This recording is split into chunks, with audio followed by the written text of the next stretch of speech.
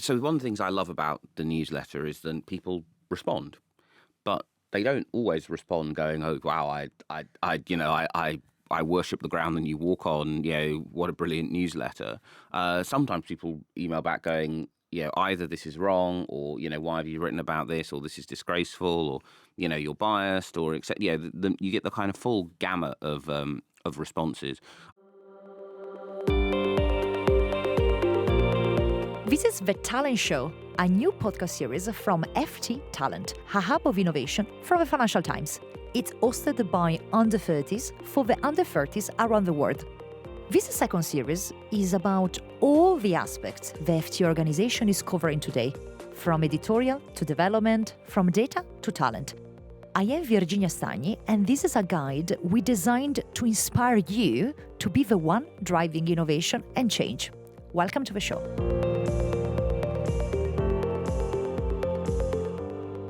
Today, I have a fantastic opportunity to ask so many questions to Stephen Bush, that is our columnist and associate editor at the Financial Times. How are you, Stephen? Very well, thank you. Thanks for joining us. And Stephen, you are very well known for your daily newsletter, Inside Politics. But today, as we start every time with our talent show, we want to know more about your career path, your journey. So, Stephen, how everything started? How did your love for journalism and politics start?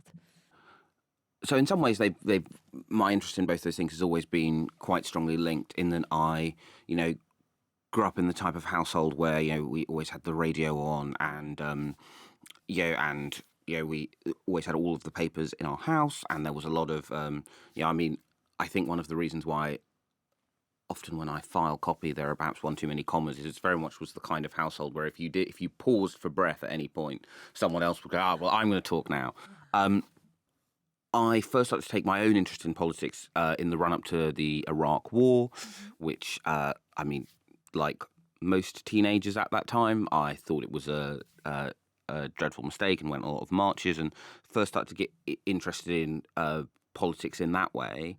At the same time that academically, as I was starting to work out what I wanted to study, I was becoming more interested in history and the kind of, and also ultimately I'm actually quite nosy, right? And then the appeal of journalism, I realised at the time, was that it's actually really one of the few careers in which being nosy is considered a character strength as opposed to a flaw. And I've always enjoyed writing, and so as I was in university, I joined the student paper, doing the sports section, and really just started to fall in love with that. At about the same time, I was realizing that I personally didn't have the right sort of set of personal qualities to particularly enjoy being in politics.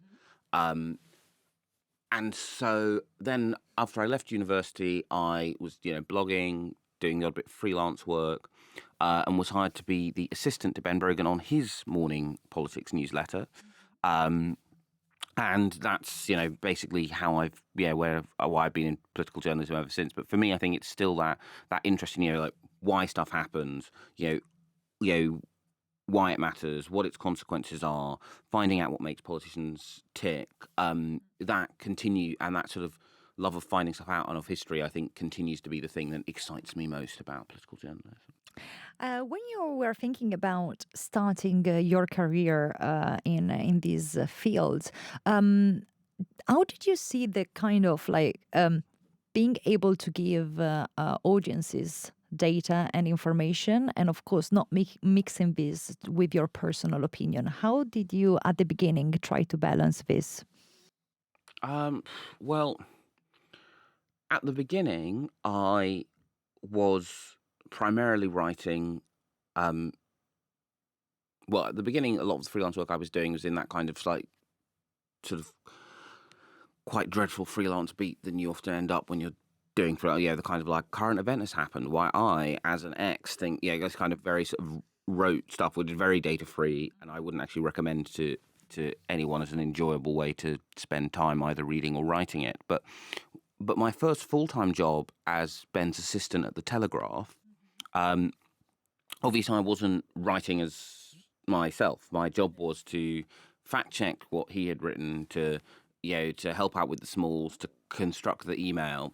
And I think the thing which was a really useful discipline is, although that newsletter was, rather like mine, right? It's an opinion, it's okay. It has all of the key FT political stories in it, but it also has my analysis about where I think power is flowing, why I think politicians, what I know about why a politician's done something, what I think readers should look out for in the coming days, weeks, and months. And the thing which was a really useful discipline about starting at the Telegraph is that, as someone who had started out on the political left, it was really useful to me to have the kind of discipline of going, okay, right, so the perspective of my boss who's on the centre right, and our readers who range from the kind of centre to the centre right all the way out to the right, what is the way that I express this idea that fits with what he thinks, fits with our analysis, and doesn't upset the people who this arrives in their inbox. And so it was a very useful discipline to separate, because I sort of think there are two tracks when you're writing opinion. There's the sort of what I think of as the pure opinion, I think this because X, and then there's the analysis beat, which is more of the kind of, whether it's like Biden or Macron or Rishi Sunak, like, right, they've done this thing. They've done this thing because they have the following objectives. Will it work? Here's why I think it will or why I think it won't. Which in some ways is a much more programmatic thing, where you're quite deliberately showing the readers you're working, because the value add for the newsletter, both when I was the assistant on it at the Telegraph and for me now, and when I run it on Inside Politics, is what I want is for someone who doesn't necessarily agree with my conclusion as to why something's happened to be able to still better understand what politicians are doing. So that for me is how I've get into that method. It's like thinking about, okay, how can I better sharpen their understanding? You are running daily the Inside Politics newsletter. I'm very curious about your day. How does it look like? How can you make sure that every single day, something like a newsletter, but this is a bit more intimate, but just a column, is ready for your readers? Yeah, so ironically, despite the fact that I have been now working on morning newsletters for more than 10 years, I'm really not a morning person. So I actually start writing. So I actually write it in the small hours of the morning. My preferred time to write actually is that sort of bit starting after about 11 o'clock. But that moment when maybe it's 1 o'clock and the temperature drops a bit. And even in the heart of a global city, it gets that kind of slight. You can hear the neighbourhood winding down a bit. That's when I like to do a lot of my writing and thinking. So every day I get home, or I finished cooking or whatever at 11 o'clock, and I will have been sending texts, WhatsApps, maybe calling people about what I'm going to write that day, and then I will sit down and actually write it from 11 to about 2 a.m. depending on how it goes. Then Georgina, who edits it and writes and puts it together with me, will wake up at some god awful time in the morning, and she fixes all the typos, edits it, puts it together, and then will essentially wake me up to go, here are my queries, which we do at about 8:30, 9 o'clock. Then goes through the proof, and then it hopefully arrives seamlessly in people's inboxes at 9:30. So for me, in some ways, I feel like my working day kind of starts at about 4 p.m. because that's sort of the point where I have a sense of what the shape of the day has been, a sense of what the shape of the next day will be, and I start to think then, okay, what is it in terms of in terms of the audience? And I always think, and I think you're exactly right to say, I think, whether you're in consultancy or you're doing legal advice or anything, I think it's always really useful to have an idea of your imagined audience, right? Particularly with a newsletter where it's so personal. So I always then start thinking about, and often I actually think about it in terms of the people who email me very regularly. So, there's a head of M&A who sends, great restaurant and music recommendations to me, and I think, oh well, what would he be interested in? And there's a very high-powered academic who she emails me about music and public policy, and I think, oh well, what's she going to be asking about? And I sort of have this sense of, okay, right, so what am I doing that is interesting for them? What am I going to write about, tomorrow / tonight? And then I think, okay, right, so who do I need to call? Who do I need to talk to? Who might I try and go for a drink with in that time between 4:30 and 11 o'clock when I start, start typing? And so that, for me, is my working day for the newsletter, is that 4 to 2 p.m., 4 p.m. to 2 a.m. kind of slot. And then in the morning, partly because, Georgina is very, very good at her job, I kind of then sort of just wake up and know that she will have, fixed all of my mistakes, and it will be a very seamless introduction to the morning when I groggily surface at kind of 8:30. How do you keep up with the diversity of geographies as well? What is your kind of news digest that you use for your own self to be ready for delivering your newsletter? The FT app is the app I spend more time on than anything else on my phone. And the FT is my, was one of the reasons why I was very excited to join the FT. Is the FT has been the newspaper that I think of as it's the one I take on holiday, right? It's the one I read for pleasure as well as for information. Partly because I do feel that I have a very keen sense of what's going on as a result of reading it. And then there are other mostly longer form publications that I think give me a sense of like the kind of horizon stuff. So Africa Confidential, brilliant, it's a brilliant magazine. And then actually for something completely different, I really like to read Vanity Fair. Again, in terms of that importance of understanding its audience, it has a really clear sense of, who it's pitched for, who it's reading for, and that's what makes it such a great and satisfying thing to sit down and read. And then the other thing, which doesn't actually help me keep in touch with anything, but I find it a very enjoyable read, are the advice columns in Slate. So, so between those, I feel I'm across. Do you think young people are still interested in politics in the way we saw in the past century, or evolved because of technologies and digitalization?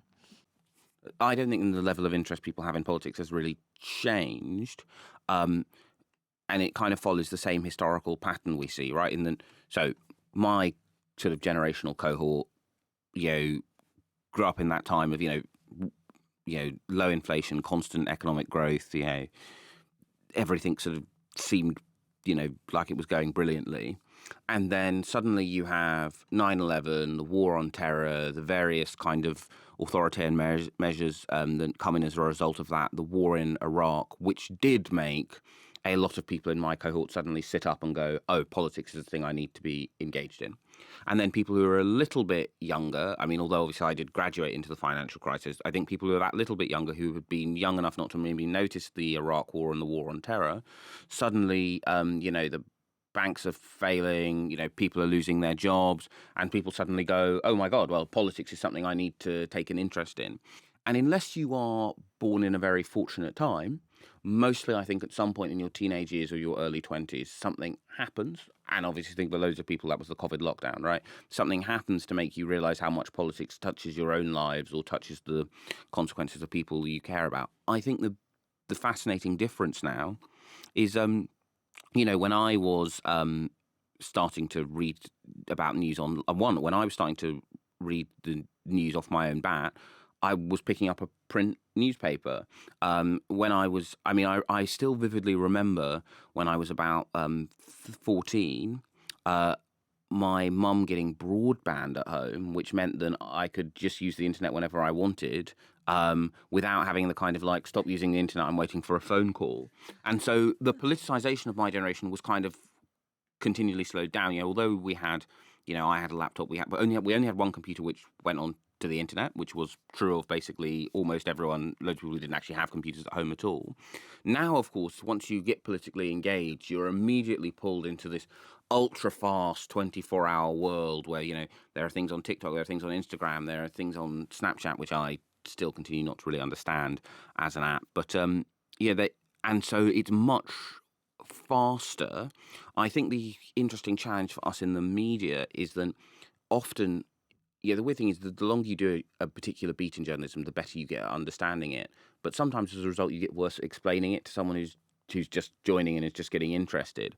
And I think sometimes the level of knowledge that is assumed when someone starts to take an interest, well, it can be quite forbidding now because there's just so much stuff going on. Did you have any sort of backlash sometimes because of your opinion or your conclusions? And do you see the same happening in not just political journalism, but business journalism, etc.?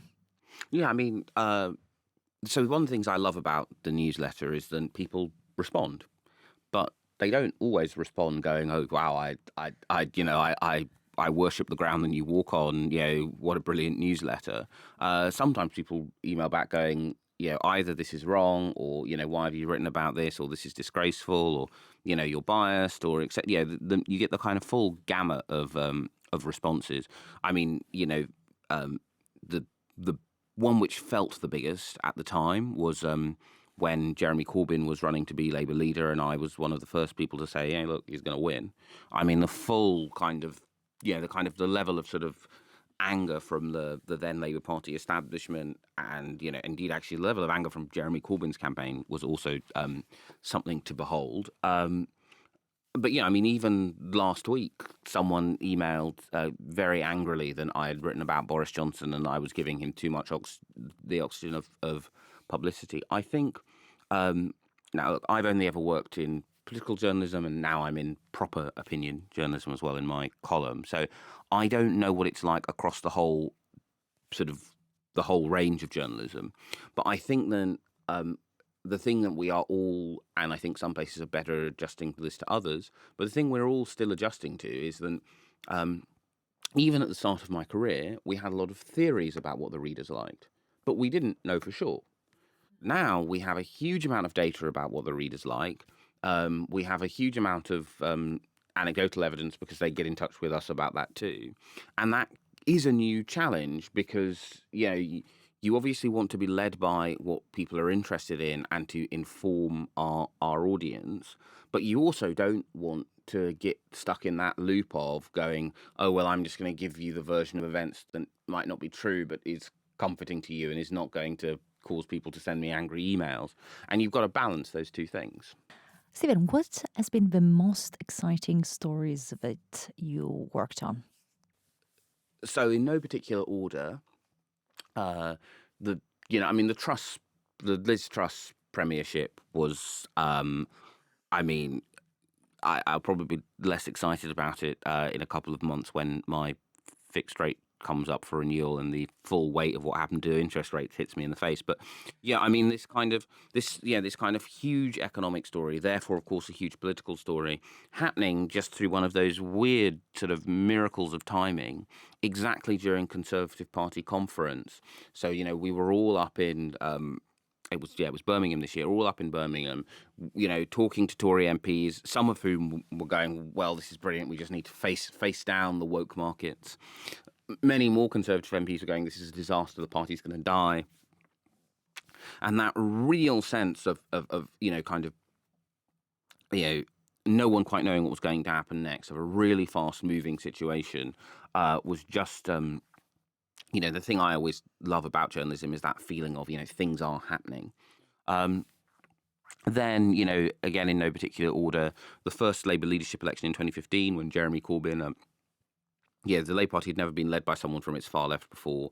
No one really thought he could win when he got on the ballot. That astonishing story and the transformation it brought about in the Labour Party was so interesting to cover. I mean, just because it was like, wow, this hasn't happened before. And I guess that's also the same thing of the Truss thing. And in some ways, of course, the other thing which links them is they are examples of both parties' extremes getting their hands on the wheel of the car at last and it having quite explosive consequences. And I think it's all about disruptions and how you can analyze them. And also, I guess, like the reactions that you got from the readers and the comments and how interesting it must have been the interaction with the public. Yeah. Question time. We got here Hugo and Veer to ask some questions to Stephen. So, Hugo, what about you? Where are you coming from? I'm coming from LSE. I studied international history and I just recently graduated a few weeks ago. Oh, congratulations. All right. So what's your question for Stephen and what makes you interested in politics? So I also study history and I have very broad interest in politics and journalism. So my question specifically was, I noticed that you didn't do a journalist-specific qualification. So I was wondering how you thought that developed your journalism, your skill development in that field, and how do you think that was a good route to go down? Or do you think it's good to have the qualification? Yeah, I think so. Partly because I graduated during the financial crisis, and actually this is kind of generally important lesson in terms of what not to do. I was very pessimistic about my ability to get into journalism. I was basically like, I didn't commit I didn't commit to anything in particular at university. I did a bit on the paper, bit in the bit in Labour Club, bit of like artsy stuff, bits of this, bits of that, which I now think was great because it's actually the only time that you can sort of do that kind of hopping about. And so I basically thought, well, I'm not going to get onto a master's course. I don't think anyone had ever really talked to me about NCTJ. And then I was lucky enough that working with Ben Brogan was basically like, the most sort of amazing kind of applied like theory of how he did journalism, and I still gain a lot from that. I do think, obviously, I think visibly, I would say I demonstrate, and many other people show this too. You don't need to have a specific qualification in journalism, but I think what you do need is, and actually it's helpful to have this even if you do have a formal qualification, but I was very lucky to have a very effective informal mentor who taught me an awful lot about the ropes of journalism. And that, of course, has shaped how I do journalism, because when I get stuck on something, I do often sit down and think, okay, well, what would Ben say about this? Or I think, what would and so, I always feel that I carry a bit of the Telegraph with me wherever I go, because that's where I got my sort of initial introduction to how to do journalism. And so I think then the value of doing it, whether it's a, evening course at the NCJ or if it's a full master's, is that you carry that wherever you go, and you also do make friends who, some of them will, probably like do other things, but you have friends who will be in journalism. So I think it is valuable. I don't think you need. Well, you don't need to do it, but it does shape how you think about things. Thank you. Veer, did you study at LSE as well? Yeah, so I've recently just graduated from the LSE with a bachelor's in economics. And while I was there, I co-founded LSE's Media and Journalism Society, and before that worked for a grassroots media literary charity.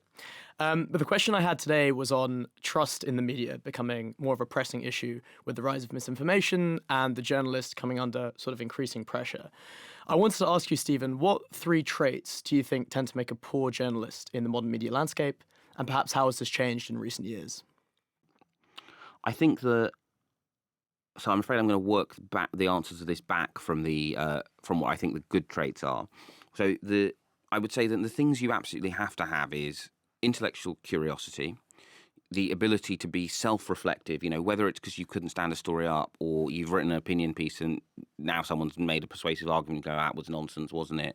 Or, it just hasn't worked, or the newsletter has been bad that day. You've got to have that ability to, without sort of going into this kind of, curling up into this ball of self-recrimination, which I do sometimes do, you've got to be able to reflect well on what you do. And then the third thing is you've got to have a commitment to the craft of journalism. I don't mean that in you've got to want to write pretty sentences, but you have got to care about, was this true? Was it right? Was it important? And I think that the things which make a bad journalist, therefore, look, loads of great journalists, both in the present and in the past. Paul Foot is a great example of that, right? Were incredibly party political, or were committed campaigners, but in their journalism they were committed to truth, accuracy. Is this important? Is this right? And I think then the qualities which make for a bad journalist are when their kind of their order of priorities is clearly, is this a convenient truth first and foremost, and that corrodes trust in the whole industry, right? It's a bit like if the water's not safe in one part of the country, well, no one's going to be drinking tap water anywhere in that country for some time. And then the other flaws are, not being reflective on when you've made a mistake, because in the age of the internet, people can see when we've made a mistake. If we ourselves can't front up about it and be honestly reflective about our individual mistakes, I think it's very hard for us to convince people that we are better than mis and disinformation. And so, I think I think the first thing that's always been important to care about the truth, but the ability to be reflective and self-critical, and I really do mean self-critical. It's very easy for me to say, oh, well, the FT could have handled that better, or the New Statesman could have handled that, but actually to talk about my own mistakes, that I think is a really important part of how we build and maintain trust, which I don't think was a necessary part of the skill set, even 10 years ago. You still have to be able to do that privately, but the ability to articulate in public, okay, we thought this, now we don't, is, I think, a new and important skill in terms of maintaining trust with our readers. Super. Thank you very much. Thank you, guys. And of course, thank you so much, Stephen, for all your insights and, being so clear, and as well making really us understand how do you draft your newsletter, how does it come to life, and also how do you keep up with all the news. And I think we can learn from some of your habits as well. And so thank you so much, guys, for joining us today. Thank you so much, and I can't wait for the next episode. This has been The Talent Show, which is produced by the FT Talent team, Aya Al-Shihabi, and me, Virginia Stagni. Our podcast producer, editor, and sound engineer is Arturo Ochoa, and our social media producer is Letizia Clementi. Our music is by Dennis Kishuk. Check out all of the Talent Show episodes at fttalent.ft.com, subscribe wherever you get your podcast, and follow FT Talent on socials for updates. Until next time, and keep listening.